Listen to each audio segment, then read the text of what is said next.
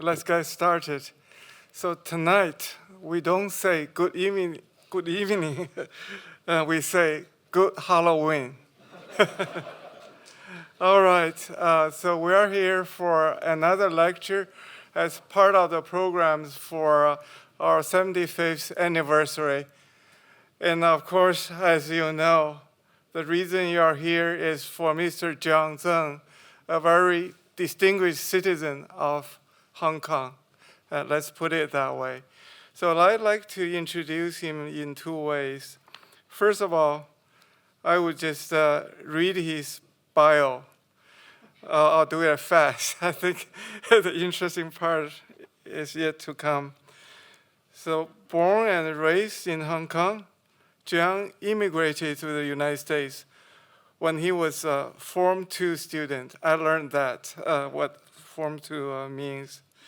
At LaSalle College, he continued his education at Stuyvesant High School in New York City, which is a very competitive public school. I learned from John. And studied architecture at MIT. And he went on to complete master's degrees at Boston State College and Harvard Kennedy School of Government. Studied bilingual education as well as public administration.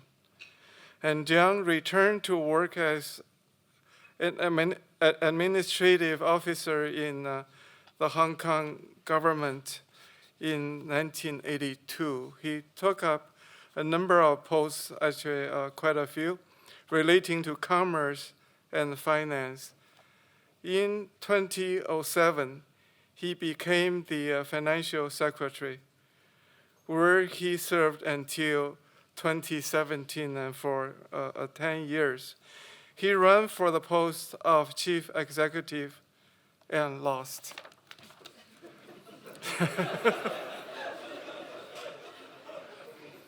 He's currently engaged in a number of diverse activities relating to youth, education, and technology. He's the founder of Esperanza, a non-profit charity organization. He's also the host of a weekly music program on commercial radio, Hong Kong, and the fencing coach of LaSalle College, his alma mater. John is married with 2 grown children and 3 grandchildren. So that's that. But I don't believe it tells you much about John. So let me show you something. Okay, so just few slides, but I do have a title. Okay, all right. So that's what we know about John, right? The Mr. Chip. I hope you had some coming in. Of course, that's what we know. What we don't know is that John was the number 5, or the 5th member of the Beatles. Just put it. Look at the hair, the mustache, and so on. So now you know why John loves the Beatles that much. So anyway, and that's also what we know today. So John is a fencer, and he's also a teacher. And that kid on the right side is actually won a major championship. Yeah. What you may not know is that John is also a martial art master. In his younger days, in this case with the Guandao performance, he won a championship as in the United States. And of course, I would like to sum up what John is about. John loves to dress up, as you can see. Well, dress up and dress down in T-shirt and cross-dress at the far right. And he loves wine, food, travel. The trip is in November, so you are not too late to register.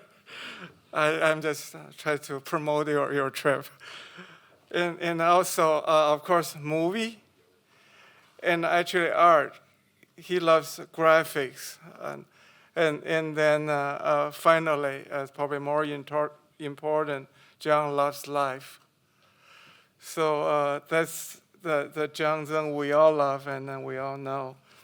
And before, John, before you come up, I want you to sit there and looking at some of the images and tell us about them. One is this. On the left is a studio program provided by Jun Liang. She's sitting in the front row there. It's about the studio John took at MIT and with a professor called Maurice Smith. And I tried to read this studio program. It's pretty thick, I have to admit. I didn't really get much out of it. So John has the... have you seen this before, John? I have. Yeah, can you tell us what Professor You're not Smith... supposed to be able to read it. That was it. Maurice Smith was my studio professor. I actually had 2 years of him. And I think I can safely say that he actually ruined my life as an architect. He came from New Zealand. He was an architect himself, but he never got his license because he doesn't believe in this societal kind of norm, and very socialist. And so what he taught us is what utopia architecture should be like. So when I graduated and I went out looking for jobs, I was never happy with what I was doing. Because I actually work in some architect's studio, and I was doing bathroom details for a while, and I was really unhappy. And he said, work a couple more months and we get you to do parking lots. So at that time, I decided to leave and do something else. So hence the title, I'm really a failed architect. But so I can blame Maurice as someone who ruined my life. But I truly believe in the things that he was doing. What was really amazing, during the 2 years, he had a full-scale model in his backyard. So during the week, we students, we would go around, pick up garbage, we pick up doors and windows, and on weekends, we would drive to his house in Oxford, which is about an hour or so away from Cambridge. And we would build things in his backyard, and he called that a full-scale model, and through that process, we really learned the concept of space and usage. He would pose small problems for us. For example, he said, as you see, we have a couple of young children. We want to have some privacy, but we don't want to have doors at our bedroom. So what would you do? So with that kind of problem, we learn how to build things in different ways. So it's always good or bad. You never get all the good in anything that you do, and you never get all the bad either. But to this day, I still remember this man very well. Okay. All right. Thank you. Don't sit down. Okay. No. I don't know which bit I did. Well, of course, this is a house by Maurice Smith and for himself, right? And then students like yourself helped to build it. How long did it take, to? He called it a full-scale model, so it existed for years. It was in his backyard. He actually has a normal house in front, and then he has this in the backyard but he spent a lot of time in it, but no heat. So in the wintertime, it's really cold in there, For New England. very cold. And all the parts, like the windows and so on, they were salvaged. Yeah, they're Right. all salvage, Okay. all salvage, and yeah, you can see they're all different. Yeah. And then you put it on, not this image, similar image at least, you put it on your, It's on my phone. yeah, not only on your phone. I understand you have it on social media Yeah. once a while. Yeah. Yeah, that's at a mystery house if you ever see John's social media again. And then there's a detail of it. There are two cats. One or two. It must be. That's also the black cats. Have you seen them, the cats? Yes. Yeah. Okay. June, do you have anything to add? I guess I sent you this picture because Right. Yung Ho was asking me if I have photographs of the studio, which was really exciting for his time because I moved to MIT from Manchester, which could not have been a more straitjacket professional school. And I came into this studio that's just very much like this image. The students were encouraged to come in to the semester and go and salvage whatever they can find and put their space together. So our whole studio was like that. And because it was in a Beaux-Arts building with great ceiling heights, we managed to build lofts. And so it's double level. In fact, I shared studio space with Jean-Pierre Cano, who later became Ricardo Beauville's partner. And he's more than 6 foot tall. And the space was really not high enough for him, but he loved it. And every time he walks around the studio, he's sort of bending his back. But we had a great time. We really had a great time because everybody was able to personalize the space. Thank you, June. It actually reminds me of Kafka's novel, The Trial, in which there's a courtroom with a mezzanine. And it's so low that, and people would get so excited, people would go in there with a pillow. So when they shot and jumped, and they wouldn't hit too hard on the ceiling. So that's literature, but you're talking about a reality. I did also see it in the 80s, late 80s, to meet a professor who's German. I don't even remember his name. He wore sandals in the winter. So anyway, that's how I remember Enter the Studios. And with that, I would like to invite both John and my colleague Kelvin come up to the stage. There's more images of the house. I've seen some pictures of his other houses. Yeah. So.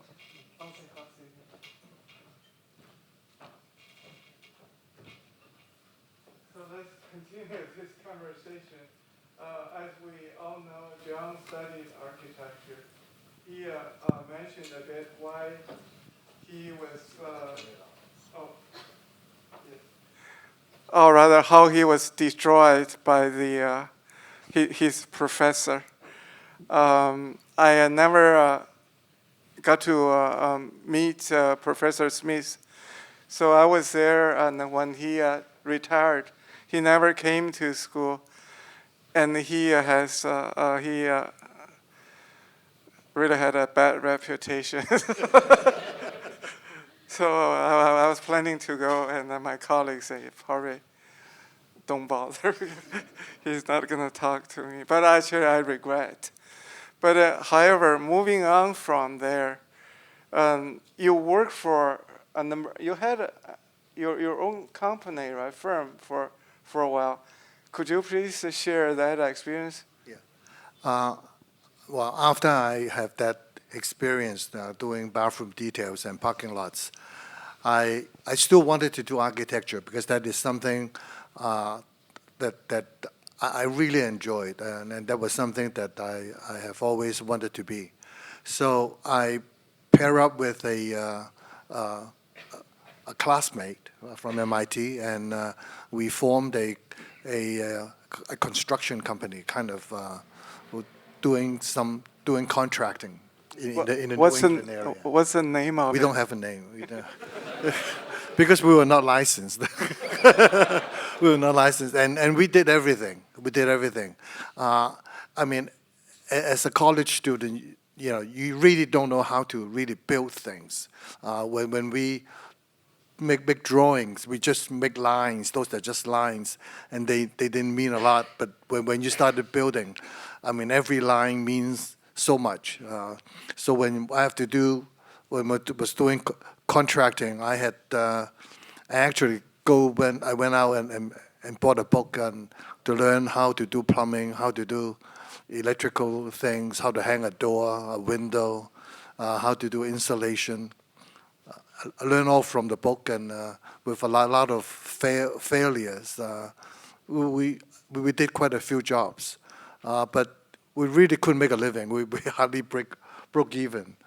So after a while, I needed to look for other things to do, and actually, I was still on a construction job, and a friend came by and told me that the Boston Public Schools was looking for teachers because the state law asked them that they have to start a bilingual program for students whose mother tongue was not English.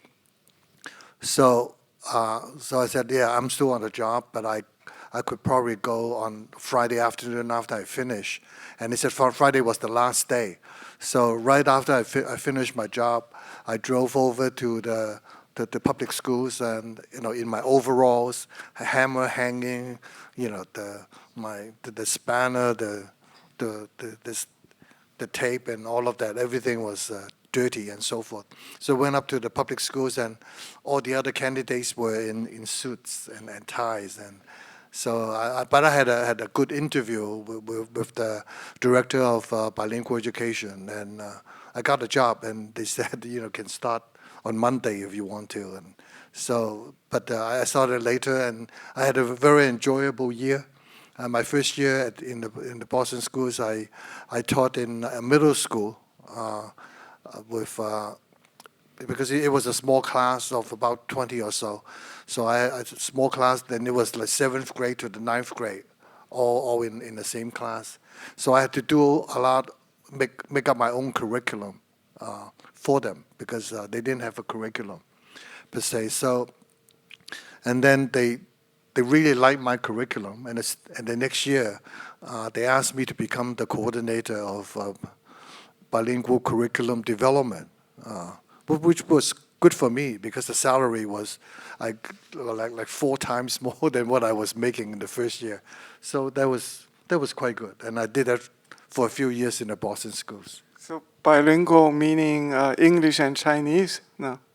That's right. But in bilingual, in the sense, in Boston, there were 14 different languages. Okay. Yeah, Spanish, Haitian Creole, French, quite a lot of different things.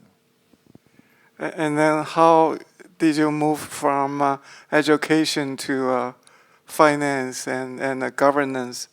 Finance was farthest from my mind. And actually, when I was in college, I kind of despised people in finance. I think all the bankers cause all the problems in the world. So I never thought about that at all. But after a few years in the Boston schools, Boston it was a very, very political city. At that time, Boston was under a federal court order to desegregate. Which means because what they found, the federal court found that the schools in the white neighborhoods have more resources than the schools in black neighborhoods.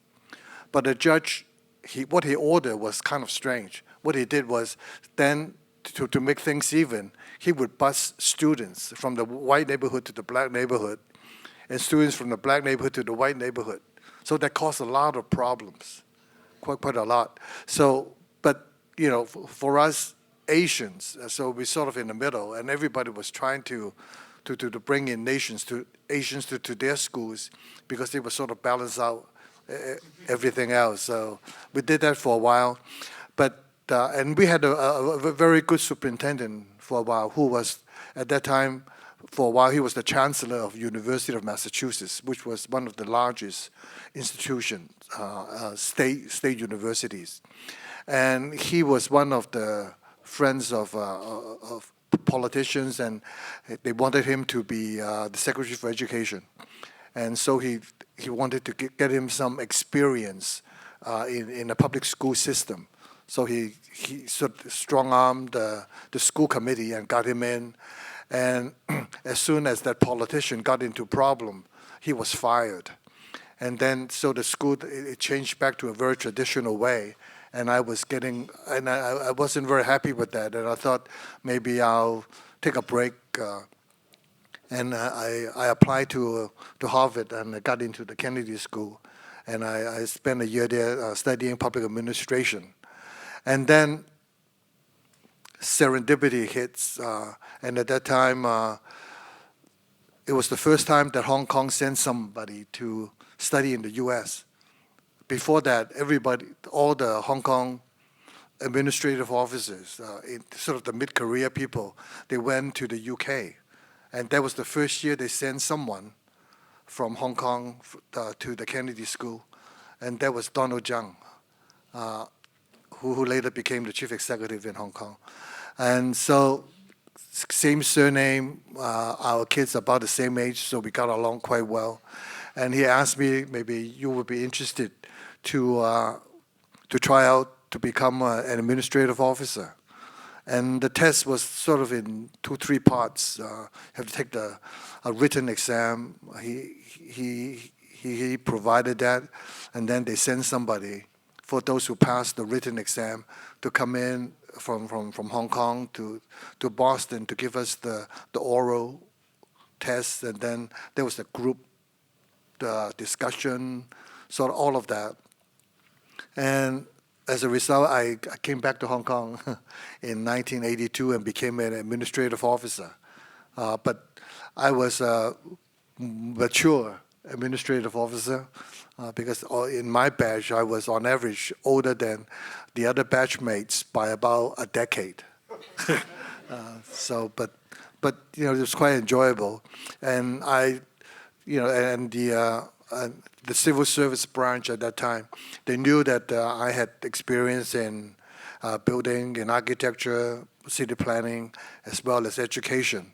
But as a practice, whatever you have done before, they don't want to post you in jobs like that.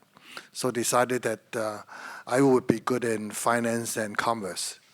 So that's how my career started, and I had 30 years of that in the Hong Kong government. That's a very interesting story. So I am here basically, after the US, MIT part, I can pick up more on the Hong Kong part, and also as a field surveyor, I'm more qualified, to sit here with John. So I remember you had a very small story when you came back to Hong Kong. You basically had 2 job offers. So yes. you could have become a headmaster, right? That's right. Yeah, I was headhunted at that time by a school which was about to start, an international school that was about to start, and they wanted me to become the first headmaster to start the program. But I decided to become an administrative officer instead. But I did write the curriculum for them, the first bilingual curriculum for them, and I sat on the supervisory board for a few years. The school still exists. They're doing very well. Right. So I can show a slide here, if I might. So you said, you may not like a lot your finance classmates, and also, you didn't have a lot of, finance or commercial experiences before you became the financial secretary. So remember that, before you, we had 2 financial secretaries, Anthony Leung and Henry Tang. They were from the banking and commercial sectors. So now, how did you prepare yourself for the role of financial secretary? Because did your background in architecture or education influence your approach to saving or spending money? So look at the graph, like it or not. During your tenure, the Hong Kong government accumulated huge surpluses. Yeah.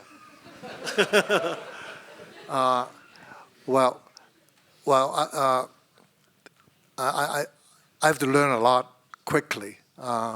So when I got into the Hong Kong government, after a short stint in Sha Tin as an assistant district officer, I was assigned to a finance branch, and then I was assigned to economic services branch, and I also had a secondment at that time the Securities Commission. I was the securities officer responsible for the protection of investors, and then I did work in the monetary branch or something, monetary affairs branch, and then a lot of commerce. I did negotiations in the different rounds, and I was the administrative assistant to the financial secretary for quite a few years during pretty turbulent time, including 1989. And so I had a lot of hands-on experience dealing with a lot of the matters, and you learn very quickly because you have to deal with people who really know the business. So you have to learn and at least understand what they're saying, and so I learned quickly, but then 30 years is a long time to learn something. So it's but I guess that is something that we need, particularly in the 21st century, when technology is moving so fast that if we don't maintain curiosity and learning something every day, we're going to miss opportunities. We're going to miss opportunities. If there's a takeaway for you, is that I think life is serendipity. Things that happen, and serendipity is different from fate. Fate is something that's set for your life, but serendipity is things that happens. But you have to be prepared so that you can take that opportunity and recognize that there's an opportunity. Learn to be prepared so that you can take on whatever that comes your way. And a lot of different things would come, and you have to learn how to grasp it. Right. So you mentioned that you learn very fast, and then you have to get prepared for the job. And then we all know, in Hong Kong or in other parts of the world, being a senior government official, especially financial secretary, is never an easy job, even if you have, got so many surpluses. So, for example, when surpluses were unspent, some would criticize you. Oh, you are being too conservative. You are a miser. Or, when the funds are distributed as sweeteners, then, some people would come and say, oh, you lack a long-term vision. Why are you just, handing out money? And then, when you have a long-term vision of, investing, the Hong Kong, government money, into some long-term project, and then some people would, doubt, whether the government has the ability to invest. So that means, whatever you do, you seem to have, got some difficult crowd to please. So I'm just wondering, looking back, is there a particular decision or moment during your tenure as a financial secretary that, with the benefit of hindsight, you might have approached differently? If you could go back in time, is there a decision or moment like that? Probably not. Because, you're exactly right. No matter what you do, there are always some people who would criticize it. So you got to be true to yourself. I admit that I am conservative, and I also a law-abiding kind of person. And according to the basic law, you are not supposed to spend more than what you earn. That's stated very clearly in the basic law, and I abide by that. And so during my 10 years, we have a surplus every year.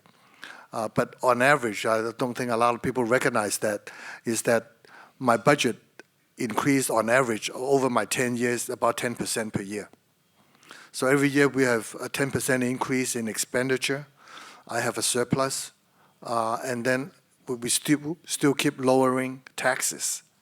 We will lower taxes in different areas. For example, electric cars. I wanted to push Hong Kong, because Hong Kong is a perfect place for electric cars, because most of our pollution is curbside, and if we have electric cars, I think it can reduce quite a lot. So no tax for electric cars. And actually, I wanted Hong Kong in 2025, which is this year. If I was still the financial secretary, I would have forbid the import of organic fuel cars into Hong Kong, but it didn't happen. And actually, I also dropped the wine tax because I think it's not that I like wine. Henry liked wine more than me, but I think that would have a lot more economic benefit for Hong Kong for a longer term. So I think that was the rule that I abided by, so that I could continue to increase the expenditure, but try to have a surplus every year and still cut down the tax burden on the citizens. So that was something that I don't have any regret on. Right. So it's basically be true to yourself, and then you have some principles to follow. So if I may, I will show you one more picture here. I'm not sure if you still remember that in 2013, you were unfortunately hit by an egg, thrown by a protester. But at that time, normally, for example, if you hit me, then I will actually, react very negatively, right? And then, but then at that time, rather than blaming the protester or, reacting negatively, what you did was you humorously, remarked that your doctor had advised you not to eat too many eggs. So how did you stay calm, in that moment? And what kind of lessons or training help you handle conflict with composure and grace? So because I think this is very much needed even in the IT or AI stage, emotional resilience, conflict management, and how you turn all this into humor, and then it's something we really need to learn. So at that time, how did you make it? Well, that was at one of I think it was a policy speech consultation. So the egg wasn't for me, actually, but it was a very bad aim, and it says something about Hong Kong people don't know how to throw things very well. If we had done more baseball in Hong Kong, I think he could have hit better. So he was just mistakenly hit me. I was surprised that hit me, but that's okay. I mean, it wasn't a big deal. It's just, but the egg sort of got onto my jacket, and the police took that jacket as evidence, and they kept it for like a year, because it took a long time, and then they gave it back to me. But they asked me if I want to press charges. I said, there's really no need. It's not a big deal. But the government wanted to do that. So in fact, the kid who threw the egg at me, not at me, he threw the egg at somebody else, but mistakenly hit me, had to go to jail for a short time. But it's no malice between us. Actually, I went to his wedding a few months ago. He had a wedding locally, and I went to his wedding a few months, and it was fun. It was okay. I don't feel anything terrible about it. You said you have to prepare for serendipity. It seems like preparation for you is very different than making plans. So, like for instance, you have this radio music program. How did you start that? Like you would think a typical decision-making process would be, I'm gonna do that, and I'm gonna prepare, and then make it happen. So how did you do it? Well, I emigrated to the U.S. in the 60s. As immigrants, we were not well off. We had a radio at home. I mean, that was the entertainment that we had. So all day long, I listened to radio. I mean, in the morning, after school, and a lot of the radio program were just hit songs back and forth. So I did that for a long time. So I was quite familiar with songs in the 60s, 70s, and so forth. So an opportunity came up talking to the boss in commercial radio, and he said, "Why don't you do a program?" So we were talking about the music from the 60s and 70s, Buffalo Springfield, and which I really like. Of course, the Beatles and so forth. And he said, "Why don't you do a program, Serendipity?" And I said, "Sure, I'll do a program." But that's a lot of work. I mean, I spend more hours doing the radio program than anything else that I do every week, because it's a weekly program, and I have to keep listening to new songs, the songs that I like. I listen to the different covers, and to find them. Now it's much easier. Before I was using all my CDs and so forth, but now I can't even buy a CD machine. It's really difficult. Finally, I found one. I have to go to Japan to get it. But then now on can get on YouTube, and you can find a lot of songs and so forth. So I listen, which I enjoy a lot. I listen to a lot of music, and I write my feelings about the song, and then I talk about it, and so I do that once a week, and it's kind of therapeutic for me in a sense, and I really enjoyed doing that. And can you also talk about Esperanza? Is that the name? And how you envisioned that, and what is nature, and then it's related to finance and so on, but it's NGO, right? It's not nothing to do with finance. After I left government, I talked to my a good friend, Rachel, who actually worked with me when I was the Director General in the London office. We worked together quite well. And we said, we should try to do something together, and we thought about we should have something to sort of instill some changes in our society, because you need change to make progress. So we want to change, and I chose the name Esperanza, which is a Spanish word for hope, because I think that was also part of my 2017 campaign, and hope was a big theme of that. So I wanted to continue that, and I thought that what we can do, what I wanted to do with Esperanza, is to start off different programs, maybe initially with education, then move on to active aging, and then well-being, and so forth. Sort of plant the seeds and start sort of like a mass movement so that people can start making changes along the way. But education became such a big thing, and now with technology, the whole nature has changed. But our education department has refused to change. So we are not making a lot of headway. But I think change is necessary for the kids to grow up properly as a 21st century citizen.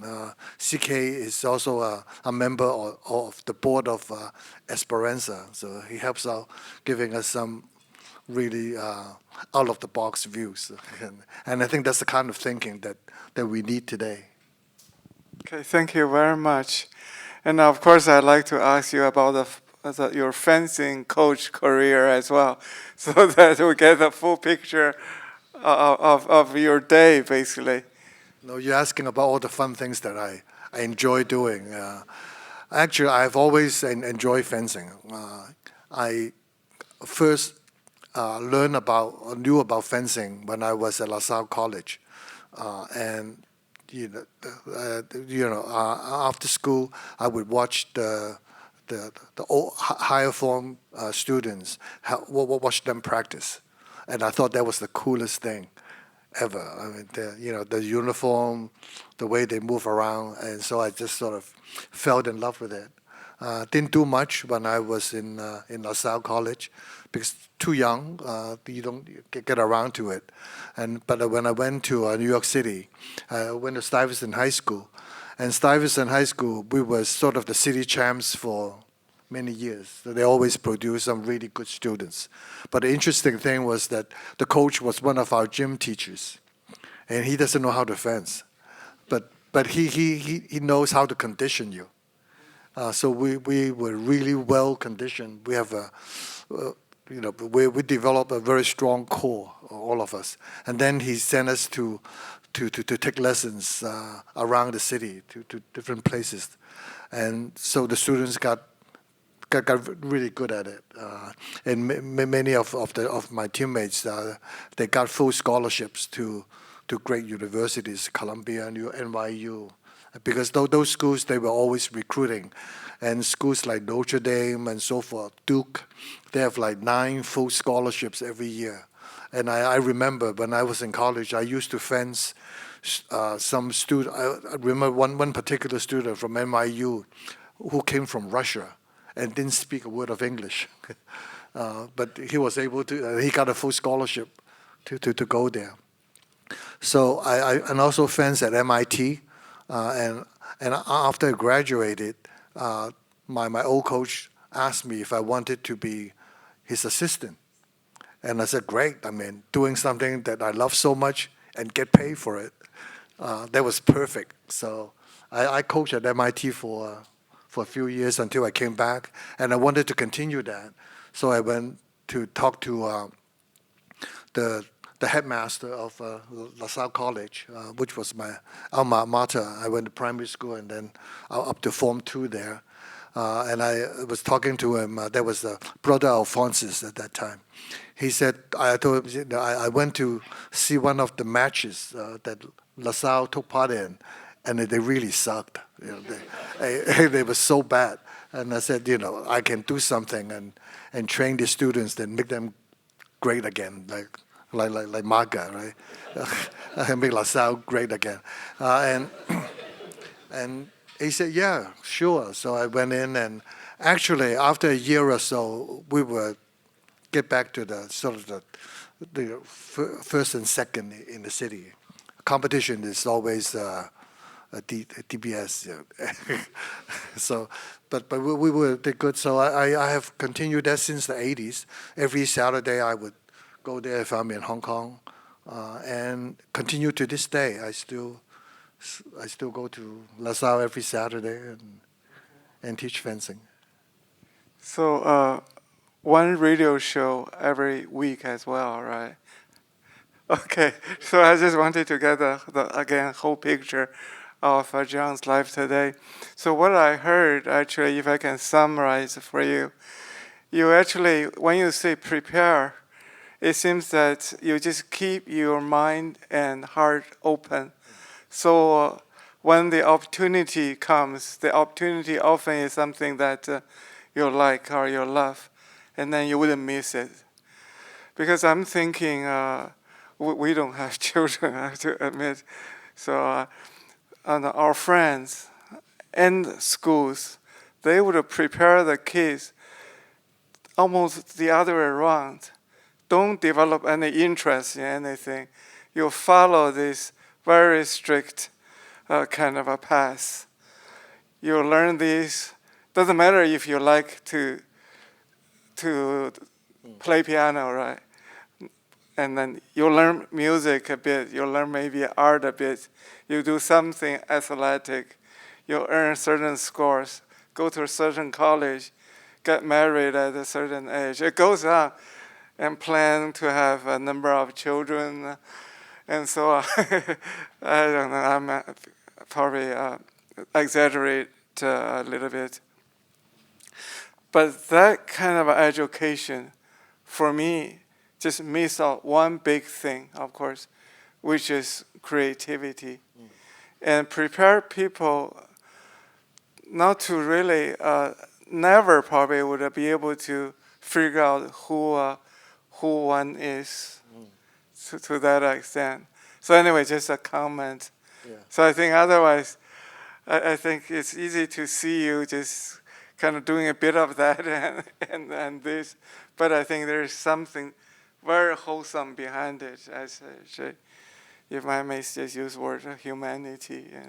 No, I think that's a good summary. I think in some ways that's life, to doing something that you like to do, and you know, and not sort of in a very organized way, because we tend to like different things, and I think our opportunity will come.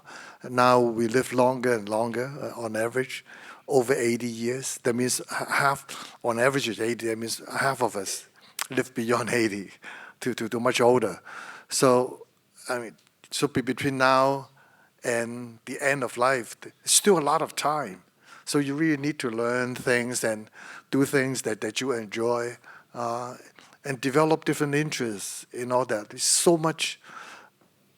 many interesting things, around, and it's just having enough time to do all of them.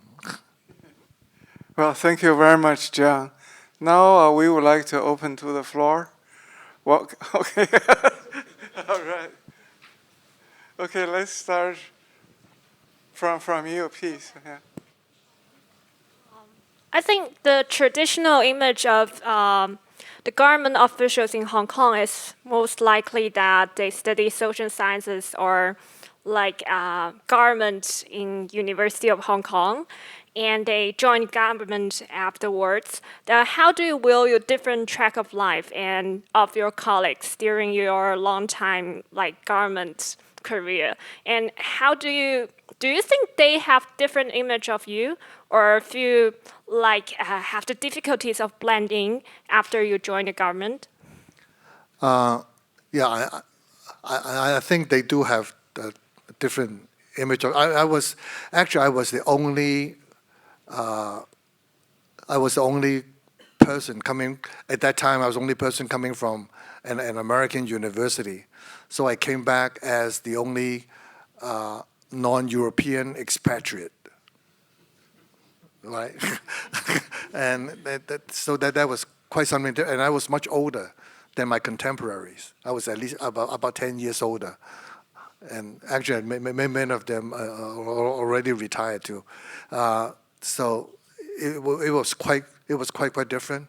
And I wasn't really very much attuned to the Hong Kong culture at that time. But I wanted to really live that. So during that period, I really tried to live the Hong Kong life, getting into different aspects of it, and actually the cultural fabric of Hong Kong is really rich if you really dig into it. And so what I try to do is to find commonalities with people that I work with, I deal with, and you can always find something that you have in common, and sort of overlook the dissimilarities.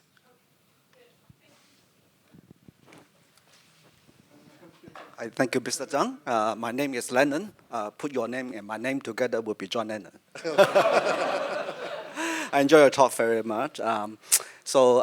Don't mean to be rude, but I want to talk about failure, because you see the title of the talk, and in your short bio you also mention about failure. So don't get me wrong. In no sense you are a failure. There's no sense, because you make big contribution to Hong Kong society. You have been very inspiring, especially to the youth. My question actually is, so is there any kind of failure in your life you really feel regret, or you regret for not have done something for yourself or for the society? Have you have any kind of regret in your life? Thank you. Truthfully, honestly, I don't. Because I don't, I mean, obviously there are things that don't work as you had expected, but you try to make the best of it every time. So I often I don't look at them, when these things happen, I don't look at them as failing or something that I've done something wrong or something like that, but as good life lessons that you try to do something differently at a different time, and you know, and yeah, that's how I deal with it. So I don't. If I have to identify something that I have failed, I don't want. I mean, you know, I don't want to be arrogant, but I don't think I can't remember one.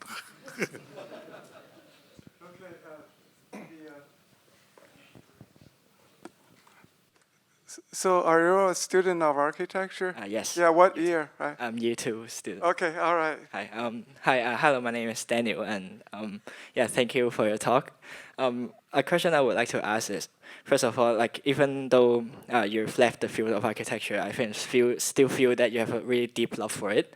So I want to ask about like, how's your relationship with this architecture, and also I know that the industry has been trying to raise awareness for the public to know more about architecture, and I know that you're very enthusiastic about youth education, right? So I would like to ask, how would you think that maybe architecture, a little bit of architectural education should be integrated into the secondary school or maybe primary school, and how would you think that should be implemented? Okay. I think architecture training is the kind of perfect training for the 21st century. It's a combination of science, STEM, what they call STEM, and art, and that's the kind of thing that is needed at this time. You need to have a plan of knowing the sciences, the math, and all that. When I was a principal official in the Hong Kong government, I thought, I mean, just look around the people. I was the only one who could still read a differential equation. You know, and you know, a lot of the people who said that they understand economics, but without understanding differential equations, you don't really understand economics. So it's important that you have to have some background in the sciences, the math, and all that. But at the same time, you have an appreciation for the arts, understand of art history, and architecture, and how things are built, and so forth. I think architecture education has done a lot for me as a person, because you become a lot more adaptable into learning different things, and you build a lot of curiosity, because it's such a wide thing. I remember, a couple of examples. When I was at MIT, one of my teachers was Nicholas Negroponte. You can look up his name. It's a very interesting person. In the 70s, he was telling us the course that I took from him called media communication. He was talking about internet at that time, how we can make use of that, but it really didn't exist then. He was talking about that, and later on he did the thing for a computer per child program. You can read about that, and he designed $100 computer at the time. That was quite cool, and you can look up. He designed a computer, a little green thing. That was quite amazing. That you don't need batteries or electricity for it. You have to wind it up from mechanical energy and make it into electrical energy. It's quite cool. And then another professor that really impressed me a lot is Dr. Bose. He was the speaker guy.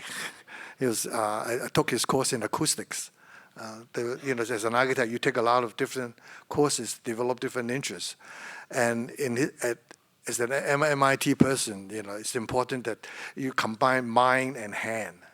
You have to build things, encourage people to become builders so that you can do things. And in Dr. Bose's class, we have to build a speaker. At that time, he was one of the most advanced speakers. It's a pentagonal wooden speaker. So we went to the shop and he gave us the plans and we built a speaker. And that was the coolest thing I thought I did in college.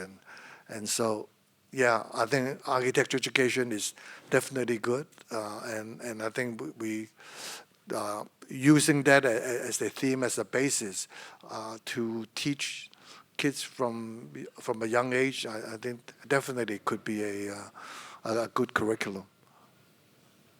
Okay, let's move to the middle. Yeah. Good evening, John, and I'm Tanya. And thanks for sharing, and I think your journey is inspiring, and I believe all the audience will love your humors. And my question is, what's your suggestions on balancing the interests and realities? Because I think you said maybe you are lucky enough that you can doing what you really like and also getting paid. But I think for the most of students, maybe like me, I think, maybe sometimes we have to sacrifice our interests and maybe compromise for maybe the salaries, and we have to struggle for the recruitment. So I think my question maybe can be what's your secret sauce of you can keep doing the things you like and also getting paid? Is that because you are brave enough that you can break all the rules, or is that you are just an optimistic person? You are adjust your expectation when you someone's throwing eggs on you and you say, okay, that's cool. Okay, that's my question. I think the important thing is to learn how to live with very little. Once you achieve that, you don't have to really, you just can be, just do whatever you want to do. Because it's really hard to do things that you don't like. I know many people, they would have a whole career that they don't really enjoy. There are a lot of doctors, but secretly they want to be musicians. And it's really tough. It's really tough. But that's what the society sort of prescribes, that by doing that you are successful. I would ignore that. If the opportunity arises, and if it works out for you, that's fine. But don't sacrifice things for your interests. Life is long enough that you can do different things, but unless you want to be richer than Bill Gates or something, then it's different. But if you, like me, I can live on very little, then I can be very happy with very little.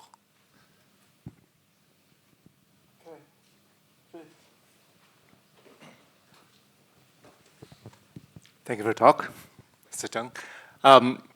Of all this career, starting from the Professor Morris Smith that ruined your life, very few architects actually get to have a chance to play with so much money and change the life of the citizen.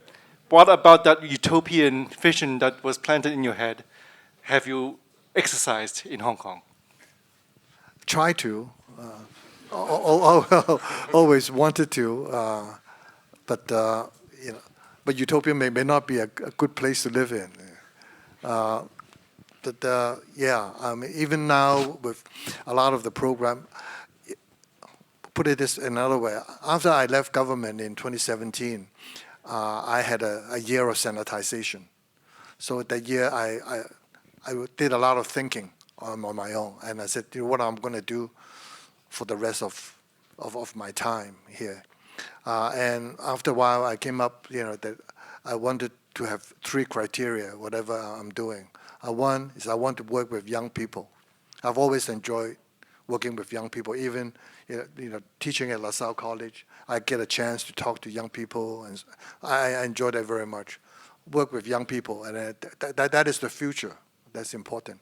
Second thing, it has to do with something with technology, which I enjoy a lot. I have never stopped reading things about technology. Technology Review is my monthly read. I have to read that, and all these things excites me a lot. And thirdly, with young people and technology, it has to have disruption. I think without disruption, the society doesn't make progress. So with these three things in mind, I started out and taking on different things. Now it's about half and half in nonprofits, half in the commercial world. Commercial, like I work with Bowtie, young people using a technology platform, try to disrupt the whole insurance industry and make insurance that's affordable for everyone. So I work with a lot of that, and done on the nonprofit side with Esperanza, and I sit on a lot of different boards that would make social changes and so forth. So that's the kind of thing that that I have, and I want to continue doing that until I'm not able to. Okay, someone in the back, maybe that lady.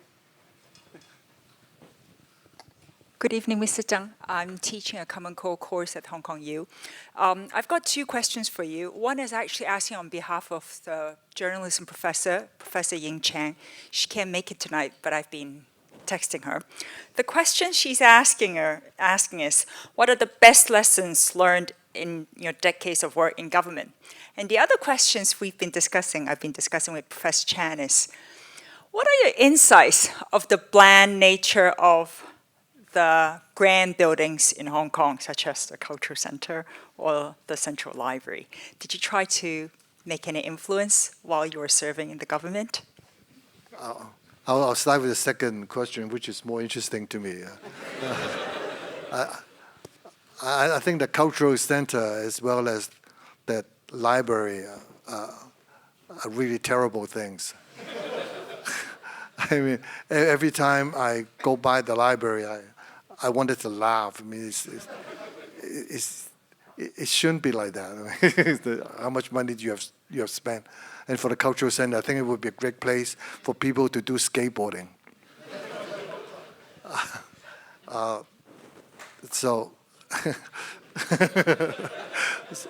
But there are some nice buildings in Hong Kong. I mean, we have, I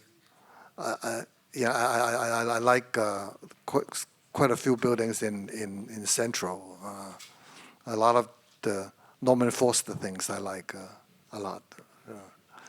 The Hong Kong Bank I like a lot. I have a funny story about the Hong Kong Bank bill. I was the private secretary to the Chris Patton. I was his last private secretary from 1995 to 1997.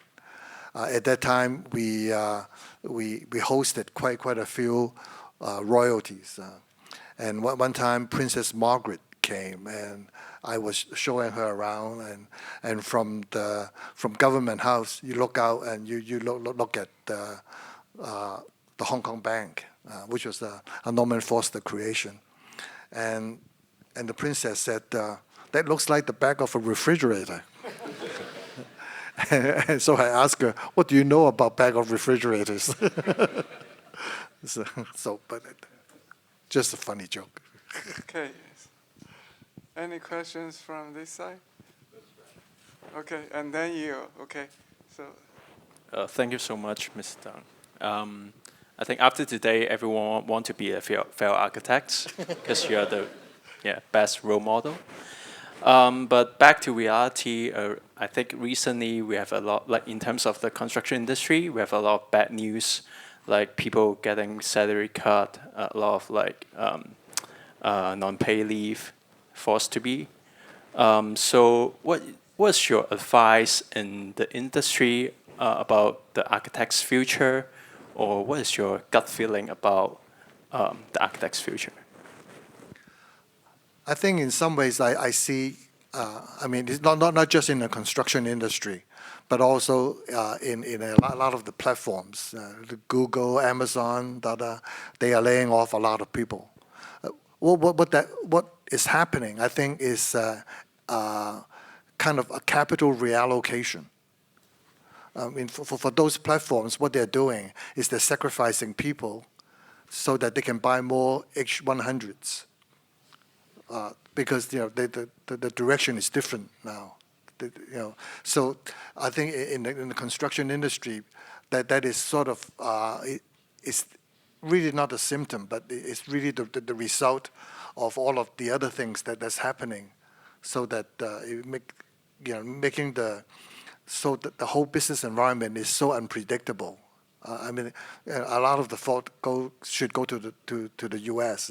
And they created a lot of unpredictability, a lot of uncertainty, and that for business people, they needed certainty, they needed predictability for them to do the investments. So a lot of those investments are not being done. So I think the construction industry is going to suffer for a while, for some time, and so.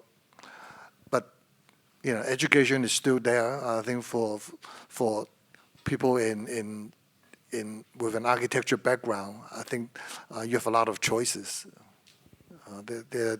But you have to learn quickly, and just learn to do other things, pivot, and be adaptable and move around. But just don't have the mind fixed on one thing. There are a lot of things that you can enjoy, and life is not about fixation on one thing, but doing what you like. Okay, maybe one more. Yes. Yeah. Okay, two more.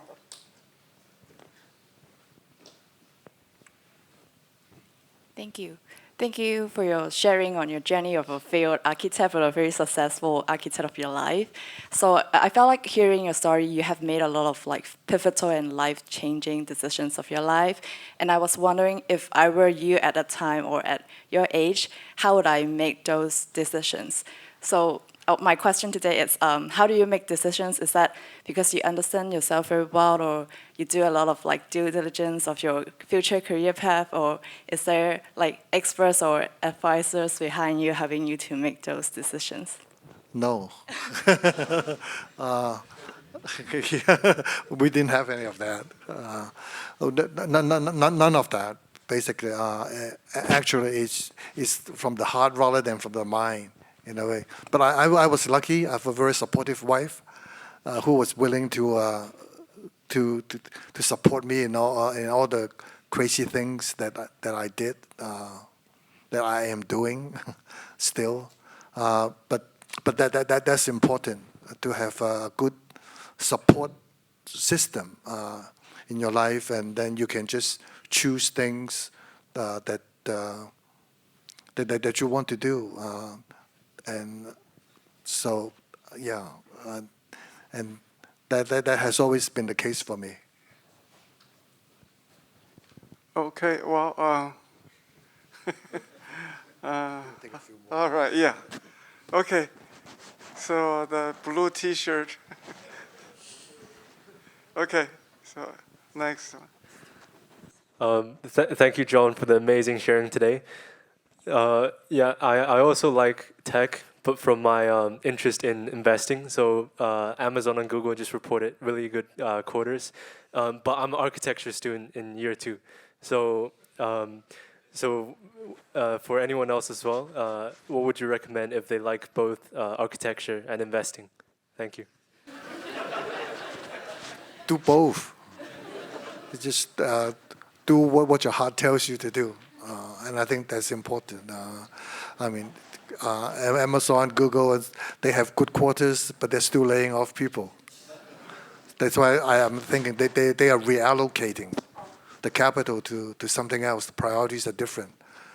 So we have to be more human in the future. And I think architecture education provides that, for you to be more human in terms of that.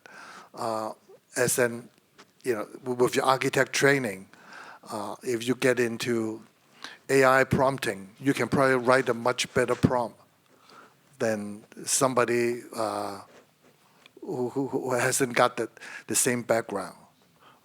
Recently, I did a picture of myself sitting in a room of books.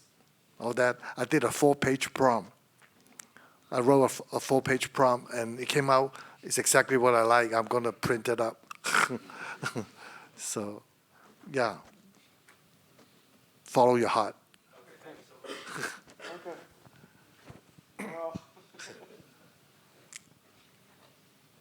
Hello, I'm Kathy. So we are from the CUHK MArch students. So just now you talk about like architecture in like AI. So what do you think about AI, and how do you think it will affect our job or whatever, that kind of thing? Because like It definitely will. It will. Actually, I've used Perplexity and Gemini, and I've drew something sort of, some of these great masters.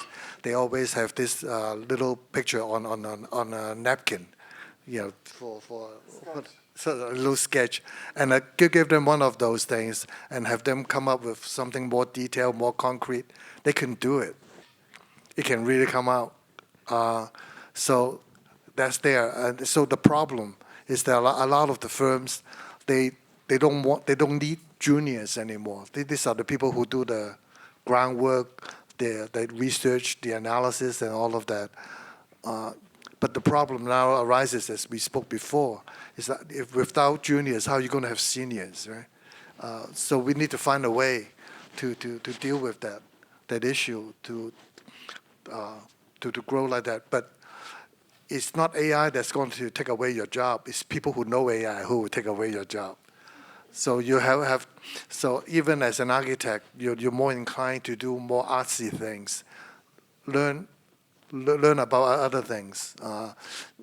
So the most important thing, the aspect that you need to maintain is curiosity. Once you can maintain that, you can try to learn new things and keeps you up to date, and and it becomes that person who knows AI.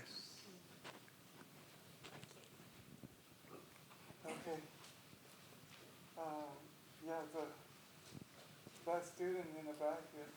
Okay. That one, yes. Hello, Ms. Tsang. Thank you for your sharing. My name is Chloe. So your change of career seems quite interesting to me, because being an architect was quite a promising career at that time. So if I remember correctly, you moved back to Hong Kong from the US in 1982. Because of the job offer, right? Because of the AO offer. So were there any other reasons for you to come back apart from that offer? That's mainly it. We have all my family is in the U.S. All my wife's family is in the U.S. They're still there. We are the kind of people, we don't need to go binding during Chinese New Year because we don't have any relatives in Hong Kong. So no, that was the only reason, and we were sort of in that adventure mode.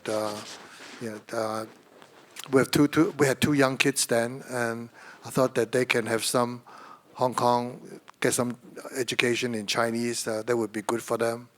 And if we didn't like it, we could always go back.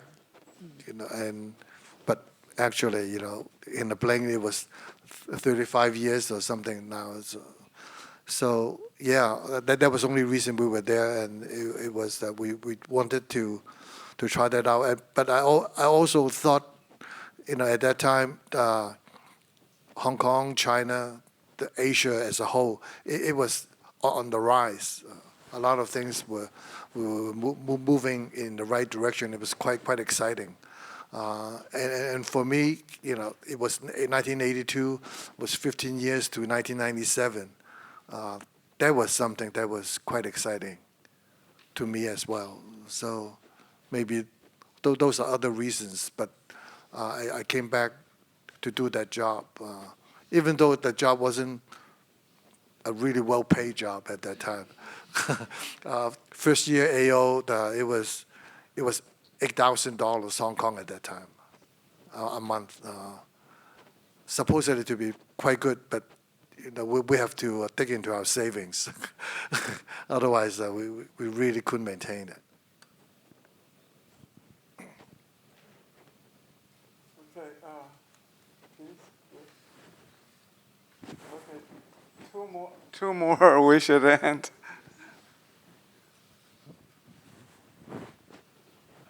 Hello, Mr. John. My name is Irene, and thank you for sharing. I wonder, in the journey of your rich experience, would you say the process is more important, or would you set yourself with a goal of, like at some point I want to achieve? Definitely, the process is a lot more important because there is no ending to that.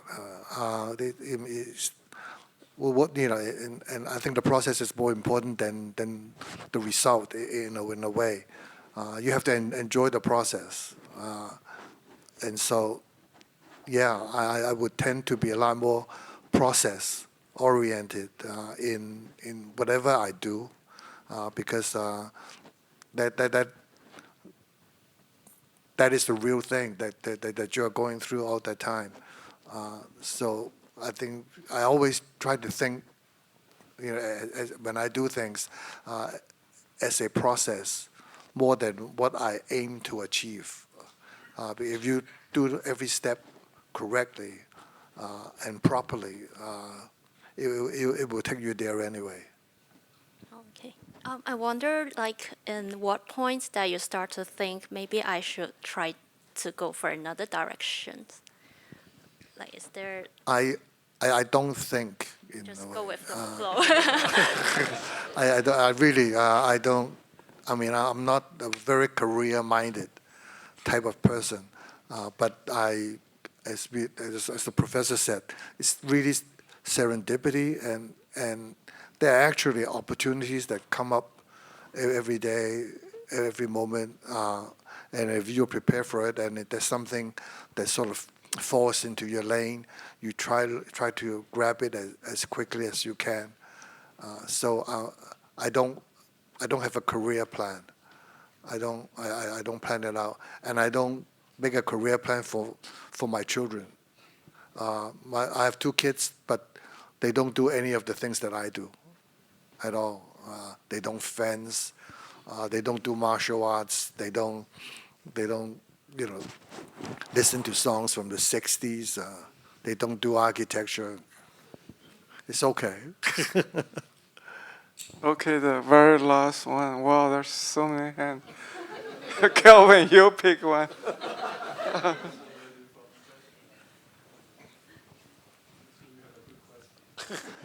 Thank you, John, sharing your beautiful life journey for us.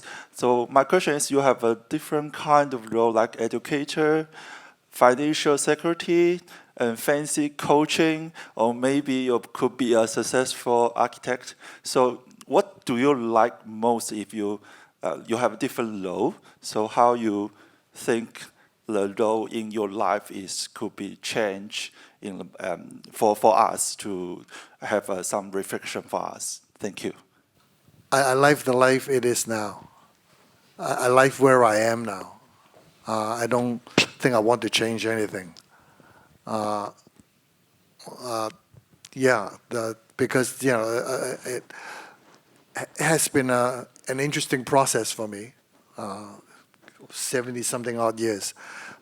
So it has been a long process, but every stage of it, I enjoy every phase of that. So I don't want to change anything. I'm exactly where I want to be. I think the lesson today is how to really live life full, and of course, every day in that sense. Thank you, Chang. Thank you very much. Thank you.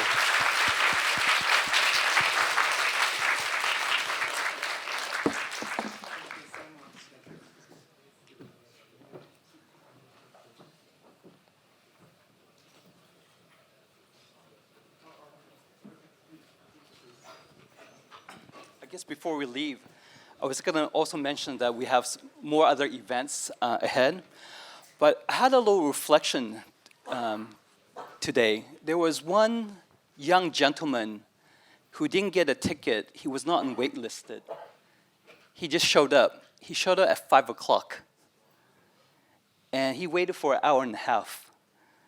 And I felt that was probably the feeling about failing to get the tickets, failing to be on the waiting list. But you have the grits to determine, without everything, you still wait for the determinations. I thought there was something quite lively. I don't know what's that young gentleman here who waited at 5 o'clock. Maybe he decided to pursue the life of a Korean architect. But also reflection about, because when Dean Young Ho Chan mentioned that you went to Stuyvesant, I went to Cooper Union. And being in Cooper Union, there's only 4 schools that usually Cooper have: Stuyvesant, Bronx Science, LaGuardia, Brooklyn Tech. But all the students that we came from Stuyvesant, they all dropped out, architecture, and usually happened first year. But I think the only person never really dropped was Professor Nelson Chen. He, the director of CUHK, he actually went to Stuyvesant. So I felt like there was something about, I always wonder about this particular student who dropped out. I wonder what she ended up doing. Probably something even great. So we still have a couple more events. I know everybody's eager to go to do their Halloween treats. You guys all dressed up for it? So we have 3 more events before the semester ends. So we have Zhang Yinghe's film screening called Zhang Yinghe in Love with Tangible World. It's a film that will be on the 13th of November. And I promise there will probably be a lot of Scandinavian food snacks for that night. And then we have also the 11th of November, Architecture Design as a Testimony to an Epic by He Jingtang. And this is a co-organized with AIA Hong Kong chapter. And not the least, we also have Sir Peter Cook from the Archogram. I know one student opened her mouth just now. Yes, it will be here on the 19th, right before the Christmas and holidays. So hopefully, mark your calendar, register, so make sure you won't be on the waiting list, and make sure you have a seat here. Okay? Thank you very much.